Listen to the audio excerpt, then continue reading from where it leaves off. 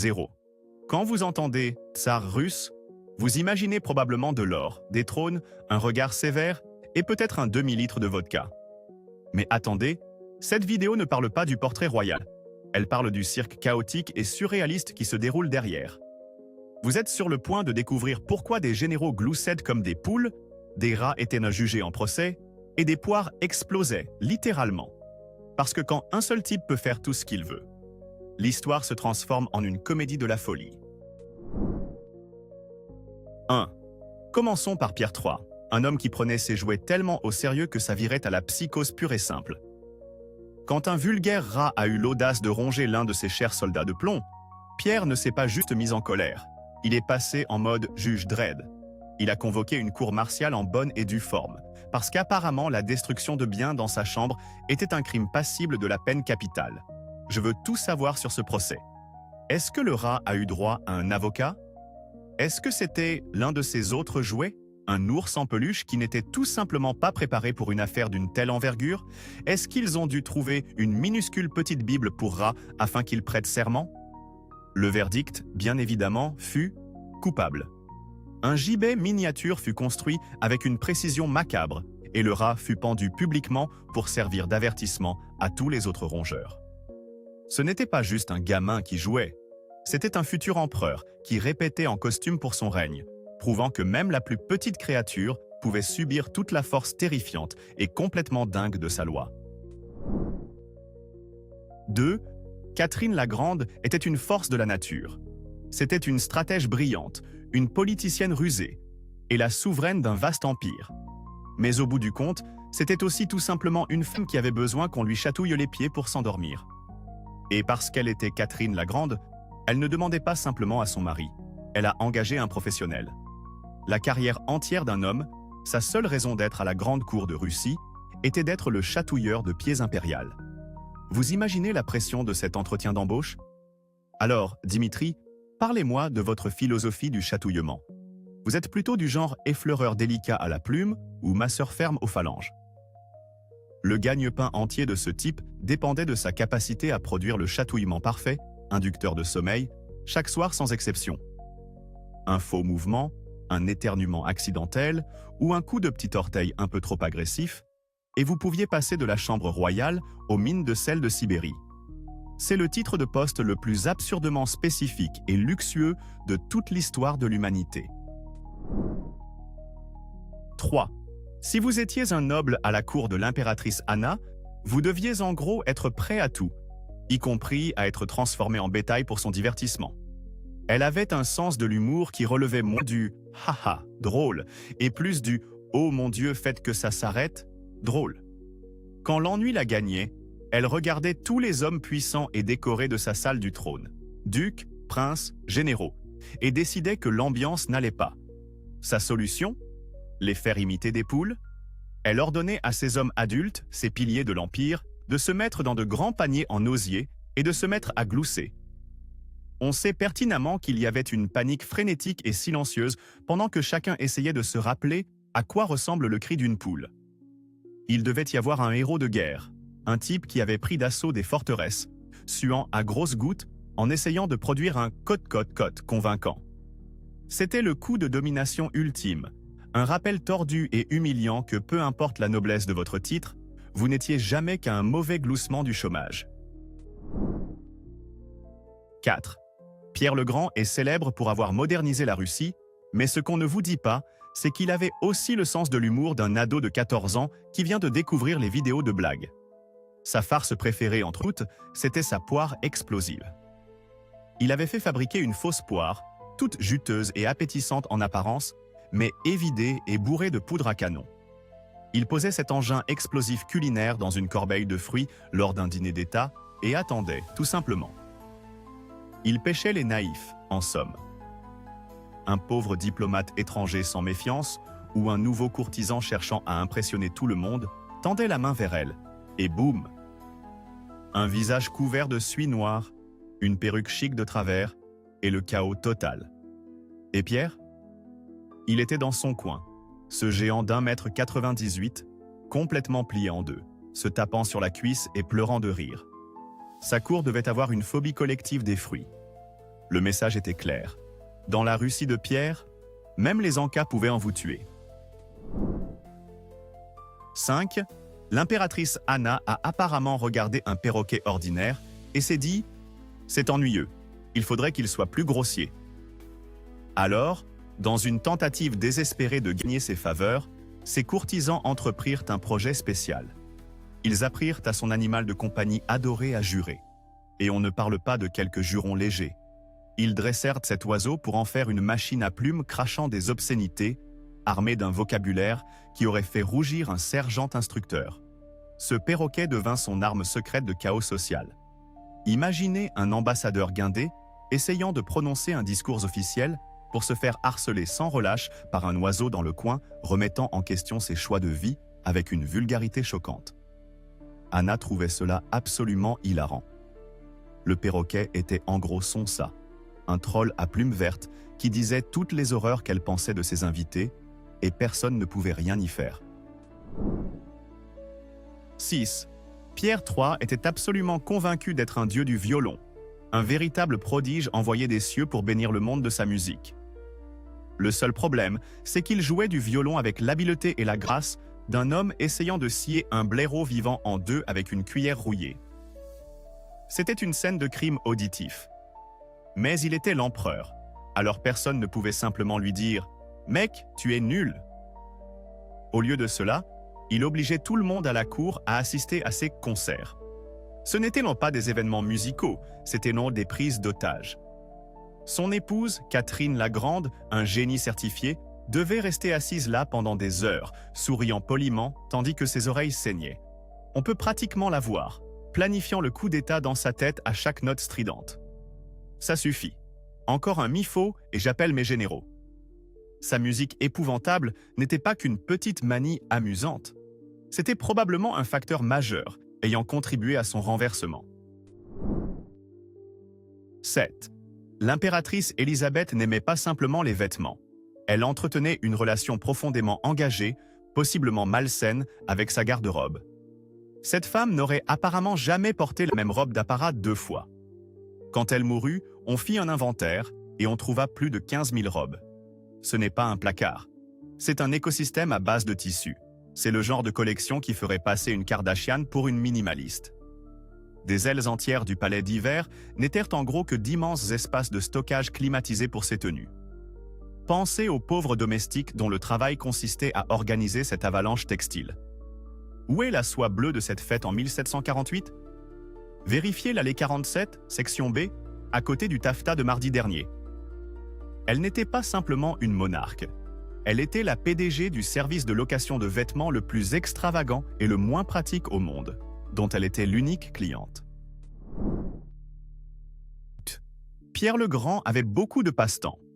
La construction navale, la modernisation de l'armée et, le plus terrifiant, la dentisterie amateur. Il possédait un sac d'instruments dentaires à l'aspect sinistre et considérait les bouches de ses courtisans comme son terrain d'entraînement personnel. C'était comme si votre patron recevait soudainement un kit « Apprenez la chirurgie à domicile » et décidait de l'essayer sur vous pendant votre entretien annuel d'évaluation. Pierre se promenait tout simplement dans le palais, repérait un noble et décidait « Vous savez quoi ? Cette molaire a l'air suspecte. » Il n'y avait pas d'anesthésie, pas d'hygiène et absolument aucune possibilité de dire non. Il fallait simplement rester assis là et laisser l'empereur de toutes les Russies, du haut de ses 2 mètres, s'acharner sur votre mâchoire avec une paire de tenailles. C'est le summum de l'abus de pouvoir. Pouvoir infliger des soins dentaires non sollicités à vos employés simplement parce que ça vous chante. 9. L'impératrice Anna avait une approche très créative de la gestion des ressources humaines, surtout pour les employés qui échouaient à leur évaluation de performance. Quand un prince, Mikhaïl Golitsyn, l'irrita royalement, elle ne se contenta pas de le renvoyer ou de l'envoyer dans un coin désolé de Sibérie. Non, c'était trop ennuyeux. Elle décida de produire, réaliser et jouer le rôle principal dans l'épisode le plus cruel d'une émission de télé-réalité de rencontre de toute l'histoire. D'abord, elle annula son précédent mariage et le força à épouser une femme de sa cour qu'elle avait personnellement choisie pour être, selon elle, exceptionnellement âgée et peu attirante. Ce n'était que l'entrée. Pour le plat principal, elle fit construire un immense et somptueux palais entièrement en blocs de glace massifs, en plein milieu d'un hiver pétersbourgeois glacial. La nuit de leurs noces, le couple heureux fut dévêtu jusqu'aux sous-vêtements, promené dans les rues en procession, puis enfermé dans ce paysage d'enfer gelé. Le lit était en glace, les chaises étaient en glace, même les fleurs de glace décoratives étaient probablement aiguisées en pointe. C'était un niveau de vengeance mesquine et théâtrale dont la plupart des gens ne peuvent que rêver. C'est comme si votre pire ex obtenait un pouvoir illimité et un budget de construction pour ériger un monument à la hauteur de la haine qu'il vous porte. 10. Non contente de simplement transformer ses nobles en zoos de caresses humains, l'impératrice Anna entretenait aussi ce qu'on ne peut décrire que comme une collection personnelle de curiosités humaines destinée à son propre divertissement. Elle maintenait une cour immense de bouffons, de nains et de personnes atteintes de divers handicaps physiques. Mais il ne s'agissait nullement d'une tentative précoce d'embauche inclusive. Elle les traitait comme sa propre troupe de sitcom en chair et en os, et le spectacle relevait toujours de la comédie noire. Son passe-temps favori consistait à orchestrer des farces élaborées, cruelles et profondément humiliantes. Elle les forçait à participer à des concours bizarres, les obligeait à se battre entre eux ou les plaçait dans des situations ridicules juste pour voir ce qui se passerait, le tout tandis qu'elle riait hystériquement. C'est comme si elle avait regardé Jackass et s'était dit « C'est génial, mais il manque du servage et du désespoir ». Elle n'était pas simplement une souveraine, elle était la directrice de casting dérangée et la productrice exécutive du cirque le plus déprimant et le plus obligatoire au monde. 11. Pierre le Grand était un homme d'une énergie immense, et parfois cette énergie se canalisait dans des activités qui étaient, pour le dire avec ménagement, profondément discutables. Il était apparemment un grand amateur de bowling, un passe-temps classique. Cependant, il trouvait les dickies en bois standard, tragiquement sans inspiration et cruellement dépourvus de souffrance humaine. Il inventa donc sa propre version, le bowling humain. Selon certains récits historiques, lors de ces fêtes notoirement débridées et arrosées, il ordonnait aux nains de sa cour de se placer en formation triangulaire au bout d'un long couloir. Ensuite, l'empereur d'1,99 m attrapait une grosse boule de bowling en bois, prenait son élan comme un joueur professionnel et la lançait, essayant de réaliser un strike sur des personnes vivantes. On peut aisément imaginer la scène. La bousculade frénétique, le bruit d'une lourde boule en bois heurtant un tibia humain. C'est un niveau de vilenie caricaturale que même un film Disney jugerait excessif.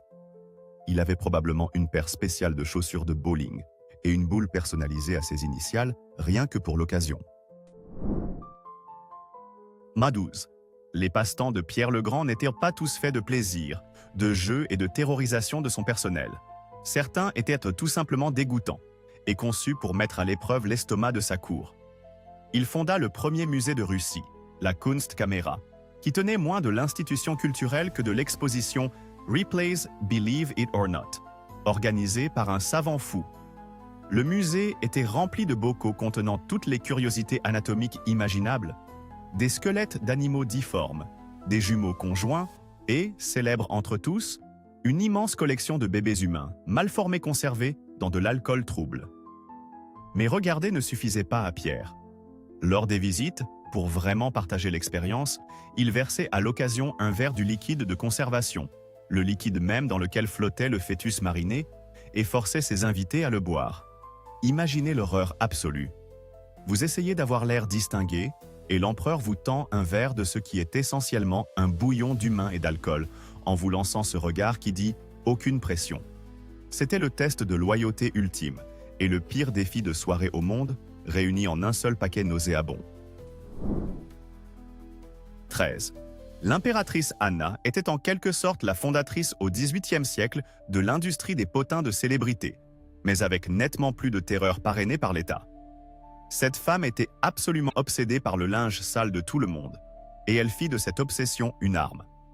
Elle créa une police secrète appelée la Chancellerie des affaires d'investigation secrète, ce qui sonne incroyablement officiel, mais constituait en réalité son escouade personnelle de commérage.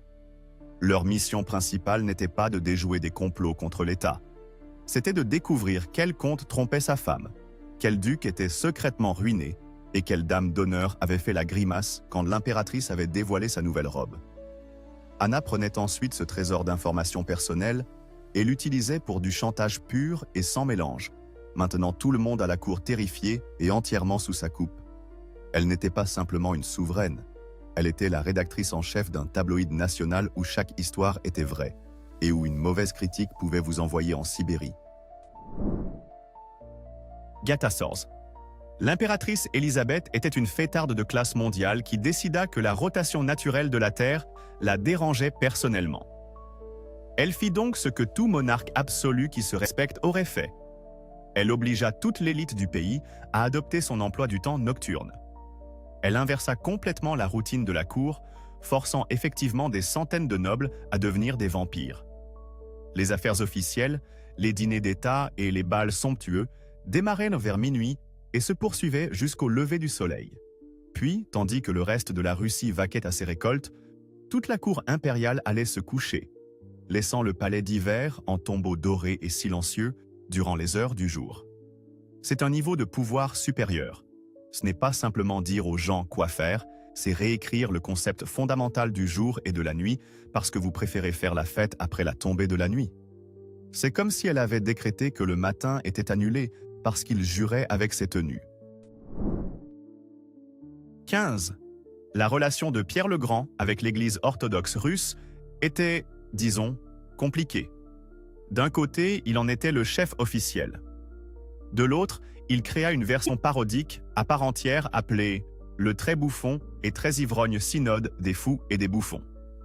Ce n'était pas un simple club de beuverie, c'était une confrérie minutieusement organisée et profondément blasphématoire pour lui et ses amis les plus turbulents.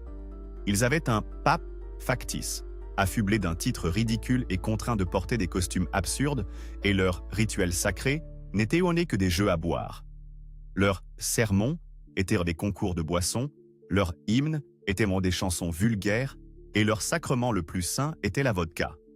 Le but de l'ensemble était de se saouler de manière absolue et spectaculaire tout en se moquant systématiquement de chaque aspect des cérémonies religieuses. C'était une beuverie d'État déguisée en ordre religieux, dirigée par le seul homme qui ne pouvait absolument pas avoir d'ennui pour cela. 16. Pierre le Grand était obsédé par l'idée de faire entrer la Russie dans l'ère moderne, et son plus grand ennemi dans cette quête était la barbe traditionnelle russe. Il voyait la pilosité faciale comme un symbole de tout ce qui était ancien, arriéré et non européen, alors il lui déclara une guerre sainte. Il ne se contentait pas d'encourager le rasage. Il instaura un impôt sur la barbe à l'échelle nationale. Soit vous deviez vous raser le visage de près comme un bébé, soit vous payiez au gouvernement une taxe pour le privilège de garder vos poils. Si vous payiez, on vous délivrait un jeton métallique spécial, une sorte de permis de porter la barbe, que vous deviez avoir sur vous en permanence. Imaginez des policiers de la barbe patrouillant dans les rues, prêts à raser de force tout homme incapable de présenter ses papiers. C'était de l'ingérence gouvernementale poussée à son niveau le plus absurdement personnel, comme si le service des permis de conduire décidait soudain de réglementer les moustaches. Dans la Russie de Pierre, votre visage ne vous appartenait pas. C'était une propriété de l'État en attente d'un contrôle de style. 17. Pierre le Grand était un pédagogue direct, surtout en matière de danse. Il importa en Russie les bals et les assemblées à l'occidental, mais réalisa vite que ces nobles se déplaçaient avec la grâce d'ours sur des patins à glace. Sa solution ne fut pas un enseignement patient. Ce fut la violence. Il patrouillait sur la piste de danse lors de ses grandes réceptions, un gros bâton ou une canne à la main. S'il repérait un invité qui ratait un pas ou avait l'air maladroit, il s'approchait et lui assénait des coups sur les jambes, les chevilles ou les tibias. C'était de l'enseignement de la danse par percussion. Imaginez essayer d'apprendre le menuet pendant que l'empereur de 2 mètres, notoirement colérique, tourne autour de vous comme un requin, n'attendant que le moment où vous manquerez un temps pour vous infliger une correction rapide et douloureuse. C'est le cours de danse le plus terrifiant imaginable, où la peur de l'humiliation publique n'avait d'égal que la peur d'une véritable agression physique de la part de l'hôte. 18. La plupart des dirigeants taxent des choses comme la terre, les biens immobiliers ou les marchandises.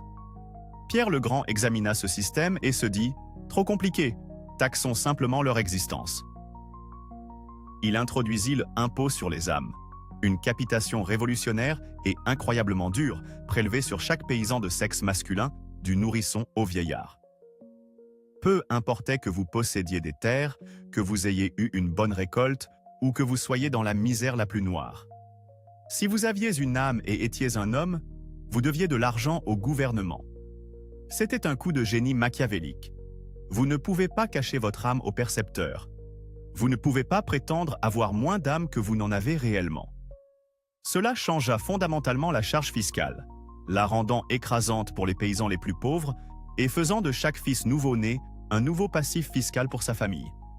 C'était un système d'une efficacité brutale pour soutirer de l'argent à des gens qui n'avaient plus rien à donner que leur propre existence. 19. Tous les enfants jouent avec des soldats de plomb, mais pour le jeune Pierre le Grand, le temps de jeu ressemblait étrangement à un véritable camp d'entraînement militaire. Il ne se contentait pas d'aligner de petites figurines sur le sol. Il recruta ses amis d'enfance et les fils de nobles locaux dans sa Potechnie Wojska, ce qui se traduit par l'armée de jeu. Sauf que ce n'étaient pas des jouets. Il les fit équiper de vrais uniformes militaires, sur mesure, leur donna des armes réduites mais bien réelles, et les soumit à des exercices éreintants et à des batailles simulées grandeur nature. Ce n'étaient pas d'inoffensifs jeux d'imagination, c'étaient des jeux de guerre dangereux où les blessures réelles étaient de monnaie courante. C'était comme si la troupe de scouts de votre enfant était soudain armée de munitions réelles et commençait à s'entraîner à la guerre de siège dans le jardin. Ce passe-temps d'enfance terrifiant finit par évoluer en régiment d'élite de la garde de l'armée impériale russe, prouvant que l'idée du plaisir chez Pierre avait toujours été mortellement sérieuse. 20. L'empereur Paul Ier était un homme rongé par la paranoïa et une haine profonde pour tout ce qui touchait à la Révolution française. Sa peur était si intense qu'elle s'étendait jusqu'à la danse. Il s'était convaincu que la valse, avec ses étreintes rapprochées et ses mouvements tourbillonnants, était une danse dangereusement décadente et révolutionnaire qui mènerait inévitablement au chaos et à l'effondrement de son empire. Alors, il fit ce que tout dirigeant rationnel et pondéré aurait fait, il l'interdit complètement. Il publia un décret officiel rendant illégal le fait de valser en Russie. Imaginez être un jeune noble, essayant de passer un bon moment lors d'un bal, et qu'un garde fasse irruption pour tout arrêter parce que vos pas de danse sont considérés comme une menace pour la sécurité nationale. C'est un niveau de micro-gestion à la fois hilarant et terrifiant où le gouvernement ne se contente pas de se mêler de vos affaires, mais contrôle aussi votre espace de danse personnel. 21. L'impératrice Anna Ioannovna était une chasseuse passionnée, mais elle détestait aussi vraiment sortir dehors. Elle n'y voyait pas une contradiction, mais un problème d'ingénierie à résoudre. Elle fit construire ses palais sur mesure avec des fenêtres spéciales, grandes, pouvant s'ouvrir en grand.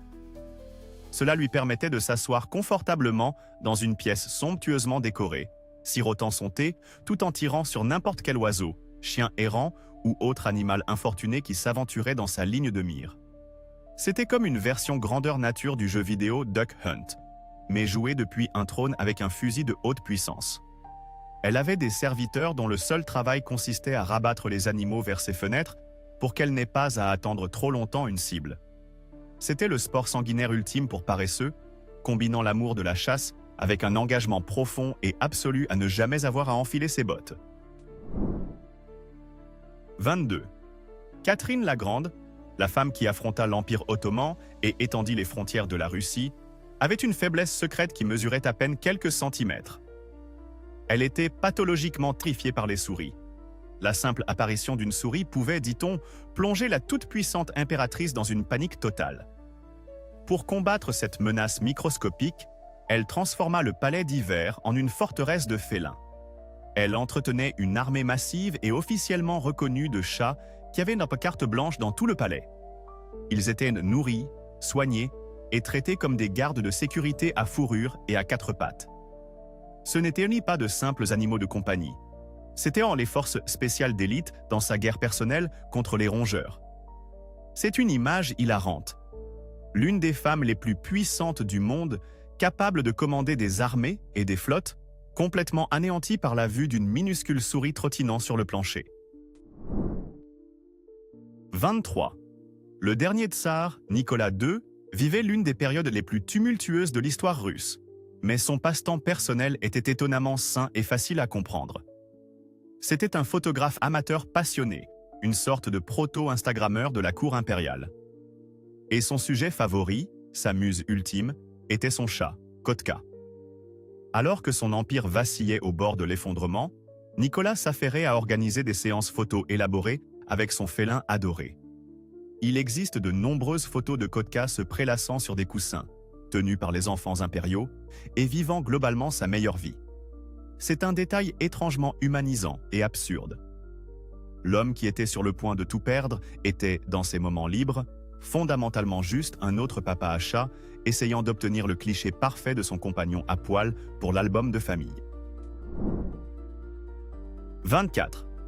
À la veille de la désastreuse guerre russo-japonaise, un conflit qui allait humilier la Russie et préparer le terrain pour la révolution, le tsar Nicolas II ne se contentait pas de consulter ses généraux et ses ministres. Lui et l'impératrice recevaient leurs conseils stratégiques d'un spiritualiste et mystique français nommé Monsieur Philippe. Ce type était un charlatan qui prétendait pouvoir parler aux morts et prédire l'avenir, tandis que des conseillers militaires formés présentaient par des plans logiques et des mises en garde. Nicolas plaçait sa confiance en un individu qui était essentiellement un voyant télévisé du XIXe siècle. Il ignora son gouvernement et écouta le mystique qui lui assura une glorieuse victoire russe.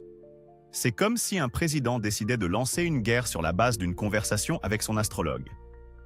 Ce fut une décision catastrophique enracinée dans la superstition, prouvant que, lorsqu'il s'agissait de diriger un pays, Nicolas préférait la magie au renseignement militaire. 25. Le jour où la révolution russe a véritablement commencé, le jour où tout son monde a commencé à s'effondrer et à brûler, le dernier tsar, Nicolas II, a écrit une entrée dans son journal intime. Ce devrait être un document d'un poids historique immense, empli d'angoisse, de peur et d'un sentiment de catastrophe imminente. Au lieu de cela, on dirait le journal d'un homme profondément ennuyeux, en vacances, sans le moindre événement. Son entrée complète pour ce jour fatidique se lit ainsi. Longue promenade, tuer un corbeau, bu du thé. C'est tout. La capitale est en flammes. La mutinerie se propage dans l'armée, sa dynastie s'effondre après 300 ans, et ce que le tsar retient de sa journée, c'est qu'il a réussi à faire un peu de cardio léger, s'est livré à des activités douteuses impliquant un oiseau et à savourer une boisson chaude. C'est le témoignage historique le plus déconnecté de la réalité et le plus béatement inconscient qui existe. C'est comme si un pilote écrivait « Il fait beau » dans son carnet de bord alors que les deux moteurs sont en feu et que l'avion est en piqué. 26. Le temps des troubles en Russie fut si chaotique qu'il produisit non pas un, mais toute une série d'hommes prétendant être le fils défunt d'Ivan le Terrible, comme un boys band raté qui n'arrêtait pas de remplacer ses membres. Ces individus sont connus sous le nom de Faux Dimitri. Le premier était si convaincant, ou peut-être tout le monde était-il simplement si désespéré, qu'il a réellement réussi. Il a marché sur Moscou, a été accepté par le peuple et a régné en tant que véritable tsar pendant presque un an. Pouvez-vous imaginer une telle audace? C'est comme si un type lambda débarquait à Washington DC, prétendait être un fils secret et depuis longtemps disparu d'Abraham Lincoln, et que tout le monde répondait simplement « Ouais, ça semble crédible », avant de lui remettre les clés de la Maison-Blanche. Ce n'était pas une simple arnaque, c'était le cas le plus réussi de « fait semblant jusqu'à ce que ça devienne réel » de l'histoire politique, et cela s'est produit à plusieurs reprises. 27. Pierre III était l'empereur de toutes les Russies, mais c'était essentiellement un fan inconditionnel de l'Allemagne qui avait obtenu la promotion la plus extrême au monde. Né en Allemagne, il nourrissait une admiration ardente et obsessionnelle pour le roi de Prusse, Frédéric le Grand. Il adorait tout ce qui était prussien, la langue, les uniformes, les exercices militaires. En conséquence, il parlait à peine le russe et faisait peu d'efforts pour l'apprendre, préférant s'exprimer en allemand à sa propre cour. Il était le souverain de la Russie, Et pourtant, il traitait le pays comme une province arriérée dans laquelle il avait le malheur d'être coincé. C'est comme embaucher un PDG pour Ford qui se présente au travail en portant une veste Honda, conduit une Toyota et passe tout son temps à expliquer à quel point les voitures japonaises sont bien meilleures. Sa propre épouse, Catherine la Grande, utilisa sa position ouvertement pro-prussienne comme l'une des principales justifications pour le renverser, prouvant qu'être un fan obsessionnel et embarrassant n'est pas une bonne image pour un monarque absolu. 28. Au XVIIe siècle, sous le tsar Alexis Ier, la Russie a apparemment décidé que le bonheur lui-même était un crime. Durant son règne, une série de lois profondément puritaines fut adoptée pour réprimer les divertissements publics. Ce n'étaient pas de simples recommandations. C'étaient de véritables lois qui pouvaient vous faire punir pour des choses comme raconter une blague en public, jouer d'un instrument de musique, ou même rire trop fort. C'était comme si le pays tout entier avait été placé sous l'autorité d'une bibliothécaire ronchonne. On imagine aisément la police du divertissement arpentant les rues, distribuant des amendes pour sourires excessifs ou démantelant des clubs de comédie clandestins illégaux. C'était une guerre contre la joie décrétée par le gouvernement, une politique officielle qui disait en substance « La vie est dure et misérable, et vous êtes légalement tenu de vous comporter en conséquence ». C'est un chapitre bizarre de l'histoire où l'État a tenté de supprimer le rire lui-même par voie législative. 29. Fédor Provi, le fils d'Ivan le Terrible, était différent. Après son père, célèbre pour sa brutalité, la Russie eut un souverain profondément doux, intensément pieux, et dont la plus grande passion dans la vie était de sonner les cloches d'église. Il était connu sous le nom de Fédor le sonneur de cloches. Ce n'était pas un simple passe-temps occasionnel. Il parcourait le pays lors de grandes tournées, non pas pour des raisons politiques, mais spécifiquement pour visiter différentes églises et sonner leurs cloches lui-même. Tandis que ses conseillers essayaient de diriger le pays, le tsar s'affairait à perfectionner sa technique de sonnerie de cloche. Il était si simple d'esprit et si obsédé par son passe-temps que les affaires courantes du pouvoir étaient gérées presque entièrement par son beau-frère, Boris Godunov. C'est comme si le royaume avait été confié à un homme dont la seule compétence monnayable était de faire du bruit à des heures programmées. 30. La vie amoureuse d'Ivan le Terrible ressemblait moins à un parcours romantique qu'à une saison chaotique d'une émission de télé-réalité où la plupart des candidats ne survivent pas. L'homme a eu au moins 7 épouses, un chiffre qui serait impressionnant pour une rockstar moderne et encore plus pour un monarque du XVIe siècle. Son palmarès matrimonial était un désastre. Une épouse fut expédiée dans un couvent, une autre fut prétendument empoisonnée, une troisième mourut dans des circonstances mystérieuses, et la liste continue. À la fin de sa vie, sa réputation était si effroyable qu'il ne pouvait littéralement plus trouver personne d'assez noble et d'assez courageux pour l'épouser. L'Église orthodoxe avait des règles interdisant d'avoir plus de 3 épouses, mais Ivan les ignora tout simplement, disant en substance à l'Église « Je suis le tsar, j'aurai autant de mariages que je voudrais ». Il était le Henri VIII de la Russie, mais avec plus de poison et moins de chansons entraînantes. 31. Ivan le Terrible avait une manière très directe et douloureuse d'enseigner aux gens l'étiquette de la cour. Lorsqu'un ambassadeur français se présenta devant lui et, suivant la coutume de son propre pays, refusa de retirer son chapeau, Ivan ne se contenta pas de se mettre en colère. Il décida de faire comprendre les choses de manière très incisive. Il ordonna calmement à ses gardes de saisir le diplomate. Puis il leur donna l'instruction de clouer le chapeau directement sur la tête de l'homme. C'est un niveau d'incident diplomatique qu'on ne voit tout simplement plus de nos jours. Ce n'était pas qu'une insulte. C'était une leçon pratique, à base de clous, sur le respect à témoigner. On peut être certain qu'à partir de ce jour, chaque diplomate étranger entrant à la cour d'Ivan vérifiait 3 fois que sa tête était parfaitement découverte. C'est une manière brutale, efficace et complètement insensée de dire « Bienvenue en Russie. Maintenant, retirez votre chapeau. » dit au 32.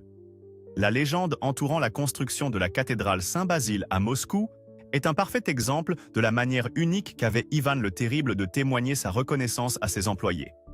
L'histoire raconte que lorsque la cathédrale fut enfin achevée, Ivan fut si totalement subjugué par sa beauté stupéfiante et unique qu'il convoqua les architectes, un duo nommé Barma et Postnik. Il voulait s'assurer que ce chef-d'œuvre ne serait jamais égalé, que sa splendeur resterait sans pareil dans le monde entier. Un patron normal leur aurait peut-être accordé une prime énorme ou une plaque commémorative. Ivan, cependant, choisit une solution plus permanente. Il les fit aveugler tous les deux. Sa logique était d'une simplicité brutale. S'ils ne peuvent pas voir, ils ne pourront plus jamais construire quelque chose d'assez beau pour rivaliser avec sa cathédrale. C'est le « merci » le plus horrifiant de l'histoire de l'architecture, une solution permanente pour empêcher toute concurrence future. 33. Et pour finir, nous en venons à l'acte qui définit à jamais Ivan le Terrible. Au cours d'une violente dispute, apparemment au sujet de quelque chose d'aussi futile que la robe de sa belle-fille, la rage tristement célèbre d'Ivan explosa. Il leva son lourd sceptre royal à pointe acérée et frappa son propre fils et héritier, Ivan Ivanovitch, à la tête. Ce seul coup s'avéra fatal. Instantanément, la fureur du tsar se mua en un chagrin horrifié tandis qu'il berçait son fils mourant, mais il était trop tard. Dans un accès de colère aveugle, il n'avait pas seulement tué son enfant, mais aussi assassiné l'avenir de sa propre dynastie, scellant son héritage en tant que véritable monstre. 901. Alors voilà. Des tsars qui punissaient sévèrement les barbes, déclarèrent la guerre aux fruits et utilisèrent les lois comme du matériel de stand-up. Si le pouvoir absolu est une drogue, certains de ces hommes étaient clairement en surdose. Maintenant, voici votre dilemme royal. Vous avez été trahi. Est-ce que vous, A, renvoyez discrètement votre conseiller, ou B, le forcer à épouser la personne la plus laide de la cour et à passer la nuit de noces dans un palais glacé? Donnez votre réponse dans les commentaires. Et si vous adorez l'histoire qui ressemble à un délire fiévreux, mettez un like et abonnez-vous.